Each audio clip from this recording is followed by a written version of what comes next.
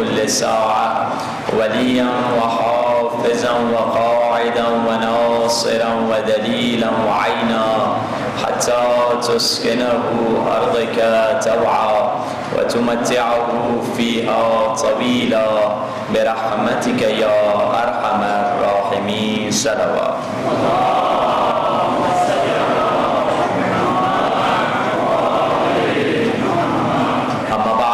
قال الله سبحانه وتعالى في كتابه المجيد وفرقانه الحميد وقول الحق وهو أصدق الصادقين.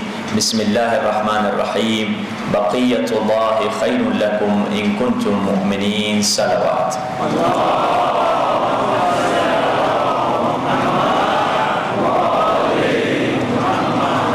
خداوند متعال قرآن مجید میں ارشاد فرما رہا ہے ان فی خلق السماوات والارض لآیات لأولی الالباب. یہ زمین اور آسمان کی خلقت میں اللہ کی آیتیں اور اللہ کی نشانیاں ہیں.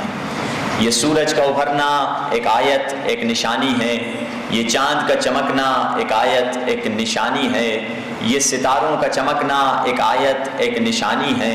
مگر کیونکہ ہم ان آیتوں کو روزانہ دیکھتے ہیں تو یہ آیتیں ہمارے لیے عادتیں بن جاتی ہیں. کیونکہ روزانہ ہم دیکھتے ہیں، آیت اور عادت میں فرق سمجھیے. پرندوں کا اڑنا ایک عادت ہے، مگر یہی پرندے اگر ابرہا کی فوج پہ آ جائیں یہ ایک آیت ہے. خنجر کا کاٹنا ایک عادت ہے، مگر یہی خنجر اگر اسماعیل کا گلا نہ کاٹے تو یہ ایک آیت ہے. آگ کا جلا دینا ایک عادت ہے، مگر اسماعیل کو نہ جلائیں تو یہ ایک آیت ہے. پانی کا ڈبو دینا ایک عادت ہے، مگر موسیٰ کو نہ ڈبوئیں یہ ایک آیت ہے. گھر کے اندر دروازے سے جانا ایک عادت ہے، مگر اگر کعبے کی دیوار ٹوٹ کر کسی کو بلائے یہ ایک آیت ہے.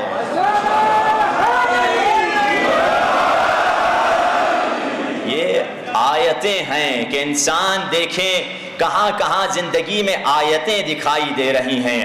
جب فاطمہ بنت اسد کعبۃ اللہ میں آئیں، دیکھا خدا نے بلایا ہے مگر میزبان نے میرے آنے کی تیاری نہیں کی. ابھی دیکھ ہی رہی تھیں کہ شاعر نے قلم اٹھا کے لکھ لیا حیرت میں فاطمہ ہیں اندر کدھر سے جائیں. توجہ تو ہے نا عزیزان محترم. حیرت میں فاطمہ ہیں اندر کدھر سے جائیں، بولی دیوار کعبہ بی بی ادھر سے آئیں. حیرت میں فاطمہ ہیں اندر کدھر سے جائیں، بولی دیوار کعبہ بی بی ادھر سے آئیں. غیروں کے واسطے ہیں آئیں تو در سے آئیں، لیکن جو اہل بیت ہیں چاہیں جدھر سے آئیں. یہ ان ہستیوں کا مقام ہے، یہ ان ہستیوں کا رتبہ ہے. زندگی اگر ان کی دیکھیے کیسی گزری، خداوند متعال نے ان ہستیوں کو وہ مقام دیا، وہ ولایت دی، وہ طاقت دی. مگر ان کی زندگی اگر دیکھیے کہ جب کسی راوی نے مدینے کے سب سے بڑے عابد کو دیکھا جو گھٹنے سے جو کی روٹی توڑ کر نمک کے ساتھ کھا رہا تھا، اس موقع پر اس عابد سے کہا اے عابد تو نے تو اپنے ہاتھ سے خیبر کو اکھاڑا ہے، آج تم جو کی روٹی کو گھٹنے سے توڑ کے کھا رہے ہو. تو کیا جواب دیا اس مدینے کے عابد نے؟ کہا ما قلعت باب خیبر بقوت جسمانیہ ولکن قلعتها بقوت ربانیہ. میں نے خیبر کو اپنی جسمانی طاقت سے نہیں اکھاڑا، میں نے خیبر کو خدائی طاقت سے اکھاڑا. کیا کہا؟ خدائی طاقت سے اکھاڑا. ادھر قرآن میں آواز آئی وَقَذَفَ فِي قُلُوبِهِمُ الرُّعْبَ. خدا کہتا ہے خیبر کے دشمنوں کے دلوں میں ہم نے رعب ڈال دیا. ادھر علی نے کہا خدا کی طاقت تھی، قرآن نے تصدیق کی ہاں ہماری طاقت تھی. اب عزیزان محترم مجھے ایک جملہ کہہ دینے دیجئے، تو اب علی کی طاقت کیا بنی؟ علی کی طاقت بنی طاقت خدا، قوت علی قوت خدا، دست علی دست خدا، چشم علی چشم خدا، زبان علی زبان علی خدا، صورت علی صورت خدا. خدا، بازوئے علی بازوئے خدا، دشمن علی دشمن خدا، محب علی محب خدا، محبوب علی محبوب خدا، دستور علی دستور خدا، نور علی نور خدا۔ اب ہم پر اعتراض نہ کرنا، ہم یا علی مدد کیوں کہتے ہیں؟ کیونکہ مدد علی در اصل ہے مدد خدا۔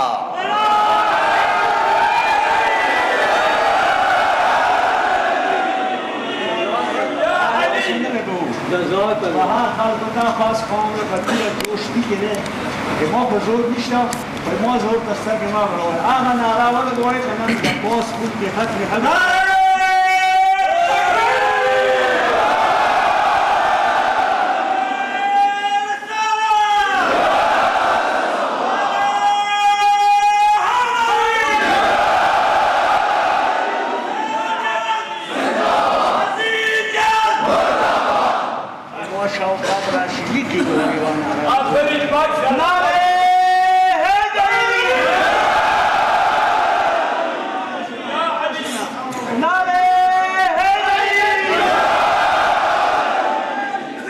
یہ مولا کا مقام ہے، یہ رتبہ ہے کہ اب یہ مدد در حقیقت مدد خدا ہے۔ ہم پر لوگ پھر بھی اعتراض کرتے ہیں، آئیے قرآن سے پوچھ لیتے ہیں قرآن کیا کہہ رہا ہے یا علی مدد کے بارے میں۔ سورہ حدید اٹھا لیجئے، بسم اللہ الرحمن الرحیم، وَأَنزَلْنَا الْحَدِيدَ فِيهِ بَأْسٌ شَدِيدٌ وَمَنَافِعٌ لِلنَّاسِ۔ خدا کہہ رہا ہے ہم نے آسمان سے لوہے کو نازل کیا جس میں شدید لڑائی ہے اور لوگوں کے لیے بہت سارے فائدے ہیں۔ اب غیر مسلمان ہم پر اعتراض کریں گے کہ ارے بھائی تمہارے قرآن نے غیر معقول بات کر دی، غیر عقلی بات کر دی۔ خدا قرآن میں تمہارا کہہ رہا ہے ہم نے لوہے کو آسمان سے نازل کیا، اور تجربہ یہ سائنس بتلاتی ہے لوہا تو کبھی آسمان سے نازل نہیں ہوتا، لوہا تو زمین سے نکلتا ہے۔ نعوذ باللہ تمہارے قرآن نے غلط بات کر دی ہے۔ اگر لوہا آسمان سے نازل ہوتا لوگوں کے سر پھٹ جاتے، کوئی زندہ سلامت نہیں رہتا۔ تو اب تمام مسلمانوں نے ایک متفقہ فیصلہ دیا، کہا ہاں صحیح بات ہے لوہا تو زمین سے نکلتا ہے، مگر تاریخ میں ایک ایسا لوہا تھا جو زمین سے نہیں بلکہ آسمان سے نکلا تھا، آسمان سے نازل ہوا تھا۔ وہ کون سا لوہا تھا؟ مسلمانوں اور مشرکوں کے درمیان جنگ چل رہی تھی، مسلمان رسول کو اکیلا چھوڑ کر چلے گئے، مگر علی تنے تنہا نبی کی حفاظت کر رہے تھے۔ علی کی تلوار بھی ٹوٹ چکی تھی، علی ٹوٹی ہوئی تلوار سے نبی کا ایسے طواف کر رہے تھے جیسے پروانہ شمع کا طواف کیا کرتی ہے۔ اس موقع پر خدا نے فرشتوں سے کہا دیکھو کیسے میرا علی میرے نبی کی حفاظت کر رہا ہے۔ حوروں نے جنت چھوڑ دی، علی کے جنگ کا نظارہ دیکھ رہے تھے، اور اس موقع پر جبریل آسمان سے زمین پر نازل ہوئے اور ایک صدا گونجی، شاہ مرداں شیر یزداں قوت پروردگار، لا فتح الا علی لا سیف الا ذوالفقار۔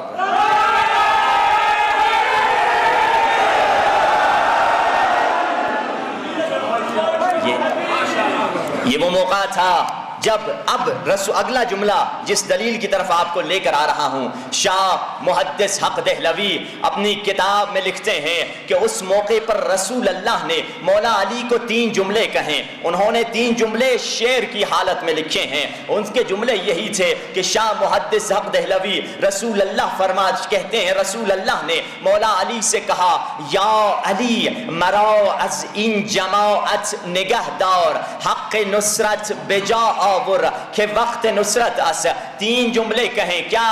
یا علی مجھے اس جماعت سے بچا لے، مجھے ان لوگوں سے بچا لے، مدد کا حق ادا کر کہ مدد کا وقت ہے۔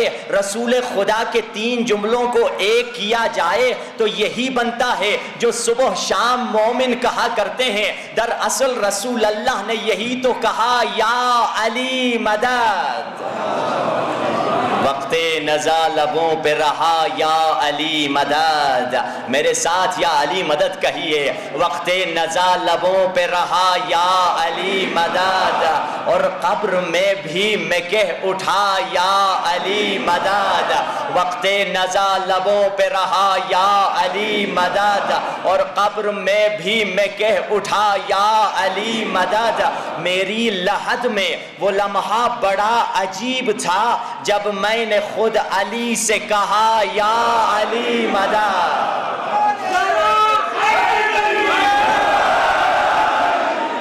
یہ مدد ہم کیوں مانگتے ہیں؟ کیونکہ خدا نے ان کو ولایت عطا کر دی ہے۔ ولایت کا اعلان کب ہوا؟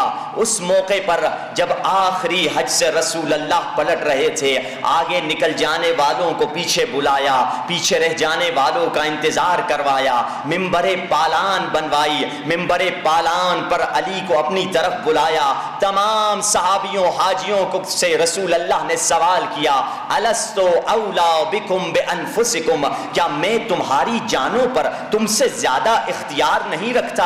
سب نے کہا قالوا بلا، جی یا رسول اللہ آپ اختیار رکھتے ہیں۔ تو پھر رسالت نے فرمایا فمن کنت مولا فہذا علی مولا، تو پھر جس کا میں مولا ہوں اس کے علی مولا ہے۔ یہ وہ ولایت کا اعلان ہوا۔ شیعہ سنی کتابوں میں یہ حدیث لکھی ہوئی ہے، مگر کچھ لوگ اکثر اہل تسنن کے علماء کہتے ہیں مولا سے معنی کیا ہے؟ حاکم ہے، مگر کچھ لوگ جیسے بڑے مشہور عالم دین مولانا طارق جمیل وہ خود کہتے ہیں مولا سے مراد حاکم ہے، مگر کچھ ایسے لوگ ہیں جو کہتے ہیں نہیں، کیونکہ حدیث تو نہیں مٹا سکتے، حدیث مضبوط ہے، بہت مضبوط ہے، ہر کتاب میں حدیث نہیں مٹ سکتی، تو کیا کہا حدیث کی معنی کو چینج کر لیتے ہیں، تو کیا کہا مولا سے مراد دوست ہیں۔ رسول اللہ کہہ رہے تھے جس کا میں دوست ہوں علی اس کے دوست ہیں، جس کا میں فرینڈ ہوں علی اس کے فرینڈ ہیں، اتنی سی بات ہے۔ جبکہ ہم اور اہل تسنن کے بہت سارے علماء کہتے نہیں مولا سے مراد حاکم ہے۔ اسی ٹاپک پر ایک شیعہ نوجوان کا ایک مولوی صاحب سے گفتگو مناظرہ چھڑ گیا، دوست سے ان کے، مولانا صاحب کو یہ دلیل پہ دلیل دے رہے ہیں رسول خدا نے پہلے پوچھا ہے کہ میں تمہاری جانوں سے تم سے زیادہ اختیار رکھتا ہوں یا نہیں، یہ ساری باتیں بتا رہی ہیں، یہاں دوست مراد نہیں ہے، یہاں مولا سے مراد حاکم ہے۔ انہوں نے بڑی دلیلیں دی شیعہ سید نوجوان نے، مگر وہ مولانا صاحب نے نہیں کنونس ہوئے۔ 2 گھنٹے مناظرہ چلتا رہا، 2 گھنٹے کے بعد انہوں نے کہا ٹھیک ہے میں جا رہا ہوں، بہت لیٹ ہو چکا ہے ٹائم، مجھے گھر پہنچنا ہے۔ اور جہاں یہ مناظرہ ہو رہا تھا وہ جگہ مولانا صاحب کو جانا تھا لاہور، مولوی صاحب کا گھر تقریباً 10 گھنٹے کے فاصلے پر تھا۔ انہوں نے کہا مناظرہ بعد میں کریں گے انشاءاللہ، اگلا سیشن بعد میں رکھیں گے، ابھی دیر ہو رہی ہے، مجھے اپنے گھر پہنچنا ہے، میرے بیوی بچے انتظار میں جا رہا ہوں۔ کہا ٹھیک ہے۔ اس شیعہ نوجوان سید سے خدا حافظ کر کے گئے، موٹر وے پہ چڑھے، 2 گھنٹے وہ اپنے موٹر وے پہ ڈرائیو کر رہے ہیں۔ 2 گھنٹے کے بعد ان کا موبائل بجا، انہوں نے ہلو کر کے جی السلام علیکم بیٹا آپ نے فون کر دیا۔ کہا مولوی صاحب آپ سے بہت ضروری ملاقات کرنی ہے، آپ پلیز آ جائیے۔ کہا بیٹا میں 2 گھنٹے آگے نکل چکا ہوں، 8 گھنٹے مزید میرا سفر باقی ہے، پلٹوں گا تو پھر 2 گھنٹے، پھر 2 گھنٹے، 4 گھنٹے میرے ایکسٹرا ضائع ہو جائیں گے تمہاری وجہ سے، تم فون پہ بتا دو۔ کہا نہیں قبلہ فون پہ نہیں ہو سکتی بات، آپ پلیز آ جائیے۔ تو جب اس نے بہت اصرار کیا مولوی صاحب نے کہا چلو چلتا ہوں، ہمارا مسلمان بھائی ہے جو بھی ہے، دوستی تھی ان کی آپس میں۔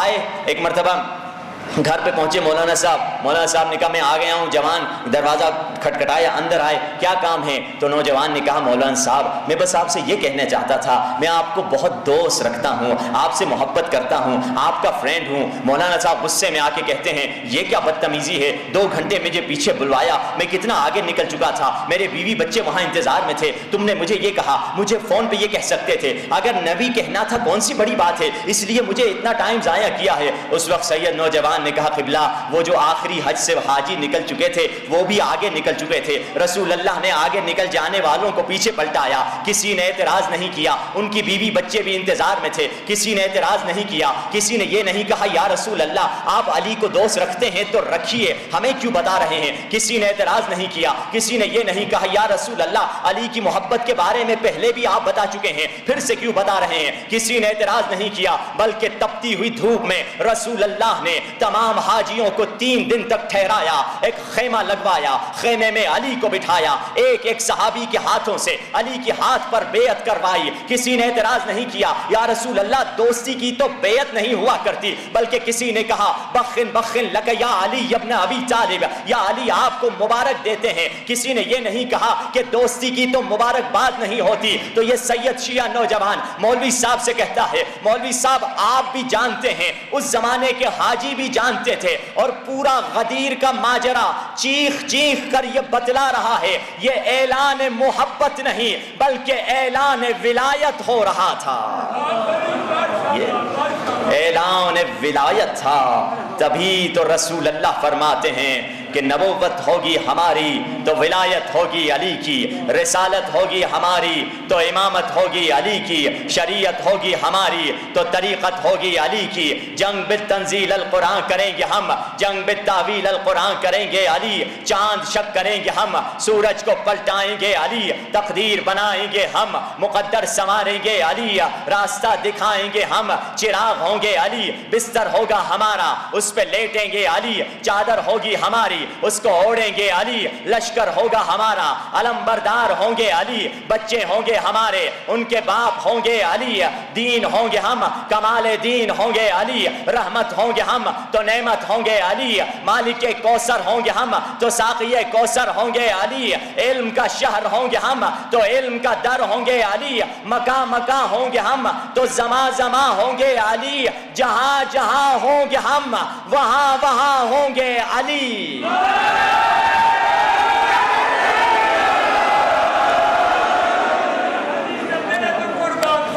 یہ علی کا مقام ہے۔